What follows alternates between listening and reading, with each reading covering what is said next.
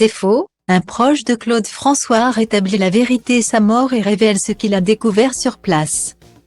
À l'occasion du 45e anniversaire de la mort de Claude François, Nello Féel, son ancien batteur, s'est confié dans les colonnes du Parisien.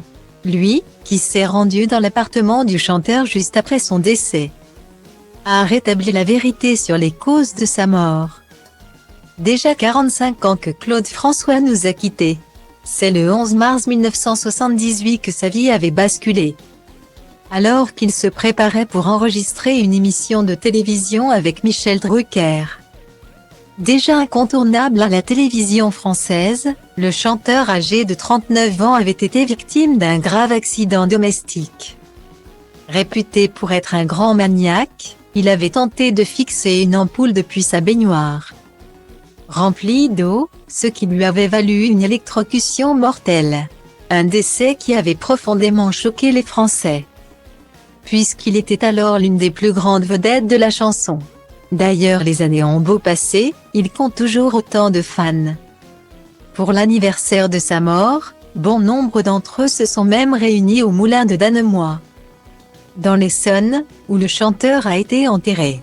Parmi eux se trouvait notamment l'ancien batteur de la star, Nello Féel, alias Nano, qui a profité de l'occasion pour dédicacer son livre Clo-Clo et moi, paru en novembre dernier.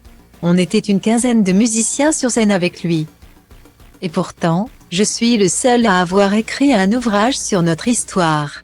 J'en avais assez d'entendre des choses fausses sur lui, a-t-il déploré auprès du journal Le Parisien. Parmi les choses fausses qu'il entend au sujet de Claude François, les prétendues raisons de sa mort.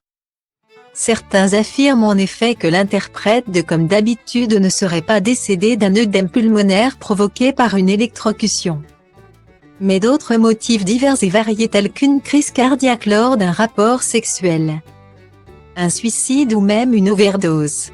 Un point sur lequel a tenu à s'attarder l'ancien batteur du chanteur. Faux. C'est la mort la plus bête qui soit, mais Claude était comme ça, maniaque, a rectifié le batteur Nello Féel, qui a ensuite révélé ce qu'il avait découvert sur les lieux. Je me suis rendu dans son appartement. Je l'ai vu allongé.